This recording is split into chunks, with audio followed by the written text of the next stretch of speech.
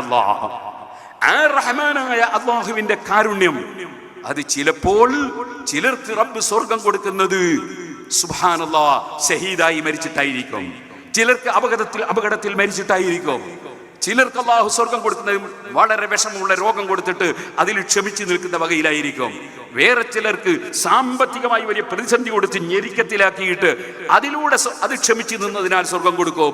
അല്ലാഹു തആല ചിലർക്ക് സ്വർഗം കൊടുക്കുന്നത് നല്ല സാമ്പത്തിക ശേഷി കൊടുത്തിട്ട് അതുകൊണ്ട് നന്നായി സദഖ ചെയ്തിട്ട് സ്വർഗത്തിൽ കിടന്നു. അങ്ങനെ കുറെ ആളുണ്ട്. എന്തേ കാരണം? ലാ യുസ്അലു അമ്മാ യഫ്അലു വഹും യുസ്അലൂൻ. അല്ലാഹുവിന്റെ തീരുമാനങ്ങൾ അവൻ നടപ്പാക്കുമ്പോൾ ചോദ്യം ചെയ്യാൻ ഇവിടെ ആർക്കും അധികാരമില്ല. അവനാണ് ഭരണാധികാരി, അവൻ സൃഷ്ടിച്ചതല്ലാതെ ഇവിടെ ആരുമില്ല. ആർക്കാണ് ഇവിടെ ചോദ്യം ചെയ്യാൻ അധികാരം? ലാ യുസ്അലു അമ്മാ യഫ്അലു. അല്ലാഹു ചെയ്യുന്നതിനെ ചോദ്യം ചെയ്യപ്പെടുന്ന വിഷയമേ ഇല്ല. കാരണം അവന്റെ സൃഷ്ടിയിൽ അവന്റെ അധികാരം അവൻ നടപ്പാക്കുകയാണ്. ലാ യുസ്അലു അമ്മാ യഫ്അലു വഹും യുസ്അലൂൻ. സൃഷ്ടികൾ ചോദ്യം ചെയ്യപ്പെടുന്നവരാണ്. നമുക്ക് തന്ന നിഅമത്ത്, ആരോഗ്യം നിഅമത്താണ്, പണം നിഅമത്താണ്. അതേ അതുപോലെ തന്നെ എന്ത് അനുഗ്രഹം പടച്ച റബ്ബ് തന്നിട്ടുണ്ടോ,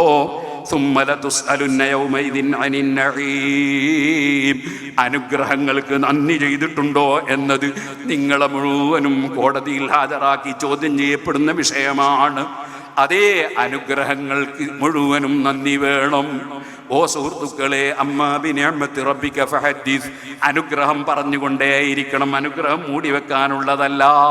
ഒരു വലിയ പണക്കാരൻ, അദ്ദേഹം അതാ എത്ര കിട്ടിയാലും സുബ്ഹാനല്ലാഹ് ഞെരിക്കം പാടുന്നവനാകരുത്. നിഅമത്ത് പറയുകയാണ് വേണ്ടത്, നിഅമത്ത് കാണുകയാണ് വേണ്ടത്. അതേ നല്ല സാമ്പത്തിക ശേഷിയുള്ളവൻ കീറിപ്പാറിയ തുണിയുമെടുത്ത് നടക്കാൻ പാടില്ല. നല്ല സാമ്പത്തിക ശേഷിയുള്ളവൻ അവനെ കാണുമ്പോൾ തന്നെ അവനൊരു പണക്കാരനാണെന്ന് ജനങ്ങൾക്ക് തോന്നണം. ആ നിലക്ക് തന്നെ അവന് ജീവിക്കാം. പക്ഷേ അഹങ്കാരം പാടില്ല. താഴ്മയോടുകൂടി ആയിരിക്കണം ജീവിതം. എല്ലാവരോടും താഴ്മയോടുകൂടെയുള്ള പെരുമാറ്റം. ഞാനൊരു വലിയവനാണെന്ന ചിന്ത ഉണ്ടാകാൻ പാടില്ല. ഒരു പണ്ഡിതന്റെ വേഷത്തിൽ നടക്കണം. പക്ഷേ ഏത് പാവപ്പെട്ടവനോടും നല്ല സ്വഭാവത്തിൽ പെരുമാറണം, പുഞ്ചിരിക്കണം. ഞാനൊരു വലിയ ആളാണെന്ന ധാരണ ഉണ്ടാകാൻ പാടില്ല. അങ്ങനെ എല്ലാവരും വിനയാന്വിതരാകണം, താഴ്മയോടെ ജീവിക്കണം, എല്ലാവരോടും നല്ല സ്വഭാവത്തിൽ പെരുമാറണം. പക്ഷേ റബ്ബ് വെച്ച സംവിധാനങ്ങളെ ചോദ്യം ചെയ്യരുത്. ഞാൻ പറഞ്ഞ വിഷയത്തിലേക്ക് തന്നെ പോകാം. അപ്പോൾ ഷഹീദായി മരിച്ച മയ്യിത്താണെങ്കിലും എന്ന് പറഞ്ഞാൽ യുദ്ധത്തിൽ ഷഹീദായവരെ കുറിച്ചല്ല ഞാൻ പറഞ്ഞത്, മറിച്ച് ദുരന്തത്തിൽ മരിച്ച ഷഹീദാണെങ്കിലും നമ്മൾ പോയിട്ട് മയ്യിത്ത് നിസ്കരിക്കുന്നു. ആ മയ്യിത്ത് നിസ്കാരത്തിൽ നമ്മൾ എന്താ പറയുന്നത്? അതേ തക്ബീർ ചൊല്ലുന്നു. തക്ബീർ ഒരു ദിക്റാണ്. ഈ മയ്യിത്ത് നിസ്കാരം ആരെ പേരിലാണ്? മരിച്ച ആളുടെ പേരിലാണ്. മരിച്ച ആളുടെ പേരിൽ ഒന്നും ചെയ്തിട്ട് കാര്യമില്ല എന്ന് പറയുന്നവനെ മയ്യിത്ത് നിസ്കാരത്തിന് കാണാറുണ്ട്. ഇരിക്കട്ടെ, മയ്യിത്ത് നിസ്കാരം മരിച്ച ആളുടെ പേരിലാണ്. അങ്ങനെ തക്ബീർ ചൊല്ലി അതാ ദിക്ർ ചൊല്ലുകയാണ്. ശേഷം അദ്ദേഹം ഫാത്തിഹ ഓതുകയാണ്. മരിച്ച ആളുടെ പേരിൽ ഖുർആൻ ഓതിയിട്ട് ഫലമില്ല എന്ന് പറയുന്നവൻ ഫാത്തിഹയല്ലേ ഒന്ന്, രാമായണമല്ലല്ലോ, മാതൃഭൂമിയല്ലല്ലോ, ഫാത്തിഹ ഖുർആനല്ലേ. അതേ മരിച്ച ആളുടെ പേരിൽ ഫാത്തിഹ ഓതുകയാണ്. വീണ്ടും അല്ലാഹു അക്ബർ എന്ന തക്ബീർ ചൊല്ലുകയാണ്, ദിക്ർ ചൊല്ലുകയാണ്. ശേഷം അതാ സലാത്ത് ചൊല്ലുകയാണ്. ആ സലാത്തും കഴിഞ്ഞതിന് ശേഷം സലാത്തിന്റെ കൂടെ അൽഹംദുലില്ലാ എന്ന് പറയുന്നത് നല്ലതാണ്. സലാത്ത് കഴിഞ്ഞാൽ അസ്സലാമു അലൈക അയ്യുഹൻ നബിയ്യു വറഹ്മത്തുള്ളാഹി വബറകാതുഹു അസ്സലാമു അലൈനാ വഅലാ ഇബാദില്ലാഹി സ്വാലിഹീൻ എന്ന് പറയുന്നതും നല്ലതാണ്. കാരണം ആ സലാത്തിൽ, നിസ്കാരത്തിലെ സലാത്തിൽ സലാം ഇല്ലാത്തത് കൊണ്ട് സലാം വരാൻ വേണ്ടി അത്തഹിയ്യാത്തിലുള്ള അതേ സലാം തന്നെ അവിടെയും പറയുന്നത് നല്ലതാണ്. ഇരിക്കട്ടെ, അത് കഴിഞ്ഞ് മൂന്നാമത് വീണ്ടും തക്ബീർ ചൊല്ലുകയാണ്. ആ തക്ബീറിന്റെ ശേഷം അപ്പൊ ആദ്യത്തെ തക്ബീർ കഴിഞ്ഞ് ഫാത്തിഹ ഓതി, രണ്ടാമത്തെ തക്ബീറിന് ശേഷം സലാത്ത് ചൊല്ലി, മൂന്നാമത്തെ തക്ബീർ ചൊല്ലിയതിന് ശേഷം റക്കമൻഡാണ്. ആർക്ക് വേണ്ടി റക്കമൻഡ്? മയ്യത്തിന് വേണ്ടിയുള്ള റക്കമൻഡ്. ആരാ ചെയ്യുന്നത്? എല്ലാ മുഅ്മിനീങ്ങളും പടച്ചവനോട് റക്കമൻഡ് ചെയ്യാണ്. എന്താ പറയുന്നത്? അല്ലാഹുമ്മഗ്ഫിർ ലഹു, ഈ മയ്യത്തിന് പുറത്തു കൊടുക്കണേ അല്ലാ, വറഹംഹു, നീ കാരുണ്യം ചെയ്യണേ അല്ലാ, വഅഫു അൻഹു, വിട്ടുവീഴ്ച ചെയ്യണേ അല്ലാ, വഅഫിഹി, നീ സുഖം കൊടുക്കണേ അല്ലാ, വഅക്രിം നുസുലഹു, സ്വർഗ്ഗത്തിലേക്ക് അദ്ദേഹത്തിന് പ്രവേശനം കൊടുക്കണേ. അഥവാ വരുന്ന സമയത്ത് ആദരവോടെയുള്ള സൽക്കാരം സൽക്കാരം കൊടുക്കണേ അല്ലാ. അക്രിം നുസുലഹു വവസ്സി മദ്ഖലഹു, അയാൾ കടന്നു വരുന്ന സ്ഥലം വിശാലമാക്കണേ അല്ലാ. വവസ്സിലഹു, പിന്നെ ഇങ്ങനെ ദുആ ചെയ്തിട്ട് അല്ലാഹുമ്മ അബ്ദിൽഹു ദാറൻ ഖൈറൻ മിൻ ദാരിഹി, അദ്ദേഹത്തിന് ഇവിടെയുള്ള വീട്ടിനേക്കാൾ നല്ല വീട് കൊടുക്കണേ അല്ലാ. അബ്ദിൽഹു ദാറൻ ഖൈറൻ മിൻ ദാരിഹി, വീട് ഒരു പക്ഷേ ഒലിച്ചു പോയിട്ടുണ്ട്, അല്ലെ തകർന്നു പോയിട്ടുണ്ട്, അല്ലെങ്കിൽ ആ വീട്ടിൽ അയാളെ മക്കള് താമസിക്കുന്നുണ്ട്. എന്തായാലും ശരി, ഇതിനേക്കാൾ നല്ല വീട് കൊടുക്കണേ അല്ലാ. അങ്ങനെ പറഞ്ഞ് വസൗജൻ ഖൈറൻ മിൻ സൗജിഹി, അദ്ദേഹത്തിന് ഭാര്യയേക്കാൾ നല്ല ഭാര്യയെ കൊടുക്കണേ അല്ലാ. കുട്ടിക്കാലത്ത് എൻ്റെ മനസ്സിൽ ഇങ്ങനെ തോന്നുന്നുണ്ട്, പഠിച്ചോനെ ആകെയിൽ എൻ്റെ ഉപ്പാക്ക് ഉമ്മാനെ കൊടുക്കണ്ടെന്നാണോ? ഭാര്യയേക്കാൾ നല്ല ഭാര്യയും കൊടുക്കണമെന്നല്ലേ പറഞ്ഞ്? എന്നല്ല അതിൻ്റെ മേന. അത് ഇബ്നു ഹജർ തങ്ങൾ തുഹ്ഫയിൽ വിവരിച്ചിട്ടുണ്ട്. അതിൻ്റെ മേന എന്താണ്? ഇവിടെയുള്ള ഭാര്യയെ തന്നെ ഇവിടെയുള്ളതിനേക്കാൾ നല്ല ഭംഗിയും പുഷ്ടിയും എല്ലാ നിലക്കും ഉള്ള സംശുദ്ധിയോടുകൂടെ കൊടുക്കണം. ഇവിടെ ഉള്ള പോലത്തെ മെൻസസ് ഉണ്ടാവില്ല, ജലദോഷം ഉണ്ടാവില്ല, കൂർക്കം വെച്ചിട്ടുള്ള ഇടങ്ങാറുണ്ടാവില്ല, അങ്ങനത്തെ ഒരു ബുദ്ധിമുട്ടും ഉണ്ടാവില്ല. അങ്ങനെ ഏറ്റവും നല്ലവളാക്കി കൊടുക്കണമെന്നാണ് ആ പറഞ്ഞതിൻ്റെ ഉദ്ദേശം. അതുകൊണ്ട് അത് പറയാൻ ആരും മടിക്കൊന്നും വേണ്ട. അപ്പോ അങ്ങനെ തുടങ്ങി ഈ മയ്യത്തിന് കൊടുക്കാനുള്ള സംഗതികളൊക്കെ അള്ളാഹിനോട് റെക്കമെൻഡ് ചെയ്യാണ്. ആര്? മൂമിനായ മനുഷ്യർ റെക്കമെൻഡ് ചെയ്യാണ്. എന്തിന്? പടച്ചവന്റെ അടുക്കൽ ഒരു മധ്യസ്ഥം വേണോ? ഒരു മധ്യവർത്തി വേണോ? ഇടയാളം വേണോ? എല്ലാ മൂമിനിങ്ങളും ഇടയാളനാകുകയാണ് പടച്ചവന്റെ മുമ്പിൽ ഈ മയ്യത്തിന് വേണ്ടി. ഇടയാളം വേണ്ടാന്ന് പറഞ്ഞാൽ പിന്നെ മയ്യത്ത് നിസ്കരിക്കാൻ പറ്റുമോ? ഓ സുഹൃത്തുക്കളെ, അപ്പൊ ഇസ്ലാമിനെ കുറിച്ച് നല്ല വിവരം വേണം. ഇസ്ലാമിന്റെ വിഷയങ്ങൾ നന്നായി പറയാൻ കഴിയുന്ന പ്രസംഗകർ വേണം, നല്ല ആലിമീങ്ങൾ വേണം, ശരിയായ വിശ്വാസം, മുഖ്യധാര മുസ്ലിമീങ്ങളെ വിശ്വാസം ഇവിടെ ജനങ്ങളെ നന്നായി ബോധ്യപ്പെടുത്തുന്നവർ വേണം. അതുണ്ടാകണമെങ്കിൽ നമ്മുടെ കുട്ടികൾ നന്നായി പ്രസംഗം പഠിക്കണം, പ്രസംഗം പരിശീലിക്കണം. അതുപോലെ എവിടെ ചെന്നാലും അവർ ഏറ്റവും മുൻപന്തിയിലാകണം. അതിന് സാഹിത്യോത്സവ പരിപാടി പോലുള്ള പരിപാടികൾ വേണം, നല്ല നല്ല അറബി കോളേജുകൾ വേണം, ശരീഅത്ത് കോളേജുകൾ വേണം, ദഅവാ കോളേജുകൾ വേണം, ഹിഫ്ളുൽ ഖുർആൻ കോളേജ് വേണം. അങ്ങനെ തുടങ്ങിയിട്ട് ആവശ്യമുള്ള സ്ഥാപനങ്ങൾ വേണം. അതുപോലെ നല്ല നല്ല സംഘടനാ പ്രവർത്തനം വേണം. ഇതെല്ലാം ഇസ്ലാമിൻ്റെ ശരിയായ ആശയം, വർഗീയതയില്ലാത്ത, അതേ വിപ്ലവമില്ലാത്ത, അഥവാ മോശമായ വിപ്ലവമില്ലാത്ത, കുഴപ്പം സൃഷ്ടിക്കാത്ത, ബഹളമില്ലാത്ത, സമാധാനപരമായ അന്തരീക്ഷം നമ്മുടെ മുൻഗാമികൾ ഇവിടെ നടത്തി വന്നതുപോലെ, നിലനിർത്തി വന്നതുപോലെ സാമൂതിരി രാജാവ് കോഴിക്കോട് ഭരിക്കുന്നു. മഹാനായ ശൈഖ് ജിഫിരി തങ്ങൾക്ക് വലിയ ആദരവ് നൽകുന്നു. വെള്ളം വേണം, സാമൂതിരി രാജാവിന് വെള്ളം കിട്ടുന്ന സ്ഥലം ശൈഖ് ജിഫിരി തങ്ങൾ കാണിച്ചു കൊടുക്കുന്നു. അതല്ലേ ഇന്നും വെള്ളം ലഭിക്കുന്ന മാനാഞ്ചിറ. സുഹൃത്തുക്കളെ, അങ്ങനെ സൂഫിയാക്കളായ ആലിമീങ്ങളായ സയ്യിദന്മാരും ആലിമീങ്ങളും അതേ അവരുടെ നേതൃത്വത്തിൽ മുസ്ലിം ഉമ്മത്ത് ഒറ്റക്കെട്ടായി ഐക്യത്തോടെ ജീവിക്കണം.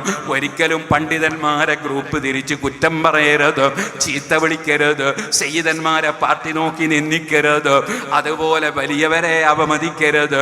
നാട്ടിലുള്ള നല്ല നല്ല പ്രവർത്തനം നടത്തുന്നവർ, അതേ പള്ളി കമ്മിറ്റിയുടെ പ്രസിഡന്റ്, സെക്രട്ടറി തുടങ്ങിയവർക്ക് ശമ്പളമില്ലല്ലോ. നിങ്ങൾക്കറിയാലോ, ഖതീബിന് ശമ്പളമുണ്ട്, ഇമാമിന് ശമ്പളമുണ്ട്, അതേ മുഅദ്ദിന് ശമ്പളമുണ്ട്. പ്രസിഡന്റിന് 5 പൈസ ശമ്പളമില്ല. അയാൾക്കുള്ളത് എന്താണ്? ജനറൽ ബോഡിയിൽ വെച്ച് കുറെ ആളുകളെ ചോദ്യം ചെയ്യൽ. സെക്രട്ടറിക്കുള്ളത് എന്താണ്? സുബ്ഹാനല്ലാഹ്, ജനറൽ ബോഡിയിൽ വെച്ച് ജനങ്ങളിട്ട് പൊരിക്കൽ. ആ ആളുകളോട് ഇത് നമ്മുടെ സമുദായത്തിന് വേണ്ടിയാണ് സെക്രട്ടറിയും പ്രസിഡന്റും ഒക്കെ പ്രവർത്തിക്കുന്നത്, നമ്മുടെ സമുദായത്തിന് വേണ്ടിയാണ് അവരധ്വാനിക്കുന്നത് എന്ന ബോധം പൊതുസമൂഹത്തിനുണ്ടാകണം. അവരോട് സഹകരിക്കണം. അതുപോലെ പണ്ഡിതന്മാർ യാചകന്മാരായാൽ നമ്മുടെ സമുദായത്തിന് ഇസ്സത്തുണ്ടാകൂല. അതുകൊണ്ട് തന്നെ പണ്ഡിതന്മാർക്ക് നല്ല ശമ്പളം കൊടുക്കണം. ആ ശമ്പളം കൊടുക്കാൻ ജനങ്ങളൊക്കെ കമ്മിറ്റിയോട് സഹകരിച്ചു കൊടുക്കണം. അങ്ങനെ എല്ലാ സ്ഥലത്തും കാലത്തും വളരെ ബുദ്ധിപരമായി ചിന്തിച്ച് സമുദായത്തിന് നേതൃത്വമുണ്ടാകണം. ആ നേതൃത്വത്തെ എപ്പോഴും ജനങ്ങൾ അംഗീകരിക്കുകയും അവരെ പരിഗണിക്കുകയും വേണം. അങ്ങനെ അച്ചടക്കമുള്ളൊരു സമുദായമായി മുസ്ലിം സമുദായത്തിനെ ഉയർത്തി വളർത്തിയെടുക്കാനുള്ള പരിശ്രമത്തിലാണ് അഹ്ലുസുന്നത്തി വൽ ജമാഅത്തിന്റെ ആലിമീങ്ങൾ. അവർ പ്രത്യേക കക്ഷി രാഷ്ട്രീയത്തിന്റെ ആളുകളല്ല. അതേ സമയത്ത് സുന്നത്ത് ജമാഅത്തിന്റെ ശരിയായ വിശ്വാസം അത് ജനങ്ങളിൽ നിന്നും രൂഢമൂലമായി നിൽക്കണം.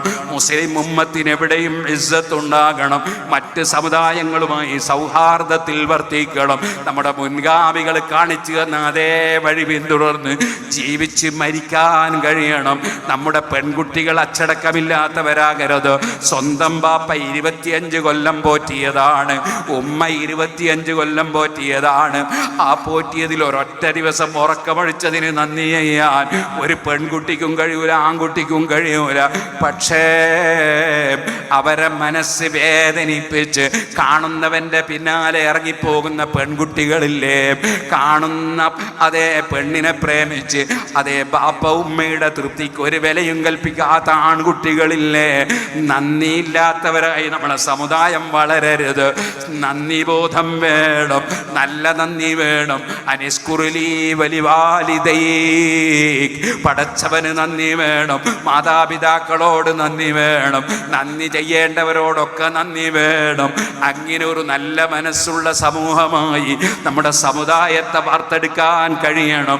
അതിന് നമ്മളെല്ലാം ഒറ്റക്കെട്ടായി നിൽക്കണം, ഐക്യത്തോടെ പ്രവർത്തിക്കണം.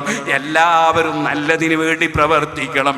ശത്രുതയുണ്ടാക്കുന്ന വാക്കുകൾ പറയരുത്, അതുപോലെ തന്നെ വഴക്കുണ്ടാക്കുന്ന വാക്കുകൾ പറയരുത്.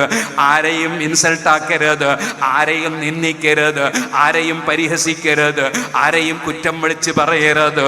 അതേ സുഹൃത്തുക്കളെ, ഖുർആൻ നമുക്ക് പഠിപ്പിച്ച സുന്ദരമായ സ്വഭാവം ജീവിതത്തിൽ പകർത്തി ജീവിച്ച് അവസാനം എപ്പോഴാണെന്നറിയില്ലല്ലോ. സുബ്ഹാനല്ലാഹ്, കിടന്നുറങ്ങുമ്പോൾ ഒരു രോഗവുമില്ലാത്തവൻ നേരം വെളുക്കുമ്പോൾ മയ്യിത്താണ്. രാവിലെ സുബ്ഹി നിസ്കാരത്തിന് ഇമാമത്ത് നിന്ന അഷ്റഫ് സഖാഫി എൻ്റെ ശിഷ്യനാണ്, സിറാജുൽ ഹുദയിലെ പൂർവ്വ വിദ്യാർത്ഥിയാണ്. 2 ആഴ്ച മുമ്പ് സുബ്ഹിക്ക് ഇമാമത്ത് നിന്നിരുന്നു. പക്ഷേ 9:30 മണിക്ക് പെട്ടെന്ന് അദ്ദേഹം അങ്ങ് മരിച്ചുപോയി. ഒരു രോഗവുമില്ല. ഉച്ചക്കത്തെ ജമാഅത്തും ഏറ്റെടുത്തതായിരുന്നു. ഞാൻ പറഞ്ഞു വരുന്നത് എപ്പോഴാണ് വേർപാടെന്നറിയില്ലല്ലോ. ഇപ്പൊ നിങ്ങളോട് സംസാരിക്കുന്ന ഈ പാവപ്പെട്ട ഞാൻ, എൻ്റെ പ്രസംഗം തീരുന്നത് വരെ എനിക്ക് ഗ്യാരണ്ടി ഇല്ലല്ലോ, നിങ്ങൾക്കും ഗ്യാരണ്ടി ഇല്ലല്ലോ. രാത്രിയിൽ കിടന്നുറങ്ങുമ്പോൾ അങ്ങ് വയനാട്ടിലുള്ള ജനങ്ങൾ നാളെ ഞങ്ങൾ ഈ സമയത്ത് എവിടെയാണെന്ന് ചിന്തിച്ചിട്ടില്ലല്ലോ. പടച്ചവന്റെ തീരുമാനം അവൻ നടപ്പാക്കുമ്പോൾ അതിലെല്ലാവരും പെട്ടുപോകും, എല്ലാവരും ഉൾക്കൊണ്ടെന്ന് വരും. നമ്മളെ മരണം എപ്പോഴാണെന്നും എങ്ങനെയാണെന്നും അറിയില്ലല്ലോ. അതിനാൽ രഹസ്യം നന്നാകണം, പരസ്യം നന്നാകണം. നമ്മുടെ മനസ്സ് അഹങ്കാരമില്ലാത്തതാകണം, അസൂയയില്ലാത്തതാകണം, വൈരാഗ്യമില്ലാത്തതാകണം, വിദ്വേഷമില്ലാത്തതാകണം. സർവ്വജനങ്ങൾക്കും സർവ്വ സൃഷ്ടികൾക്കും ഉപകാരം ചെയ്യുന്ന മനസ്സ് വേണം, സാന്ത്വനത്തിൻ്റെ ചിന്ത വേണം. അങ്ങനെ നല്ല മനസ്സോടെ ജീവിച്ച് അവസാനം മരിക്കുന്ന സമയത്ത് ലാ ഇലാഹ ഇല്ലല്ലാഹ്, അല്ലാഹുവല്ലാതെ ആരാധനക്കർഹനില്ലെന്ന സർവ്വ അമ്പിയാക്കളും ഉച്ചരിച്ചതിലേറ്റവും ബഹുമാനമുള്ള ആ വാചകം പറഞ്ഞ് സംസാരത്തിന് നാവ് തന്ന റബ്ബ്, മനസ്സിൽ ഓരോന്നും ഇട്ടു തന്ന റബ്ബ്, ആ റബ്ബിന്റെ പേര് അവസാനം ഉച്ചരിച്ച് ലാ ഇലാഹ ഇല്ലല്ലാഹ് എന്ന് ബോധത്തോടെ പറഞ്ഞുകൊണ്ട് അല്ലാഹുവിന്റെ ലിഖായിനെ ആഗ്രഹിച്ച്, എൻ്റെ നേതാവായ നബിതങ്ങളെ സമീപത്തെത്തണം എന്ന് ആഗ്രഹിച്ച്, എനിക്ക് മുഴുവൻ സാലിഹീകളെ കൂടെ പോയി ചേരണമെന്ന് ആഗ്രഹിച്ച്, സ്വർഗത്തിന്റെ ചിത്രം മലക്കുകൾ കൊണ്ടുവന്ന് കാണിക്കുമ്പോൾ അത് കണ്ട് ആനന്ദിച്ച് സന്തോഷത്തോടെ പിരിയാൻ കഴിയണം. അവിടെയാണ് ഒരു മുഅ്മിനായ മനുഷ്യന്റെ വിജയം, അവിടെയാണ് ഒരു മുസ്ലിമായ മനുഷ്യന്റെ വിജയം. ഉലൈക ഹുമുൽ ഫായിസൂൻ, അവരാണ് പാസായി പോയവർ, അവരാണ് വിജയം കൈവരിച്ചവർ. അല്ലാഹുവേ, അങ്ങനെ ഒരു വിജയത്തിന് നിമിത്തമായി ഞങ്ങളുടെ എല്ലാ സദസ്സുകളും, ഞങ്ങളുടെ എല്ലാ സ്ഥാപനങ്ങളും, ഞങ്ങളുടെ എല്ലാ സംരംഭങ്ങളും, ഞങ്ങളുടെ സംഘടനകളും നീ കബൂൽ ചെയ്യണം റഹ്മാനേ.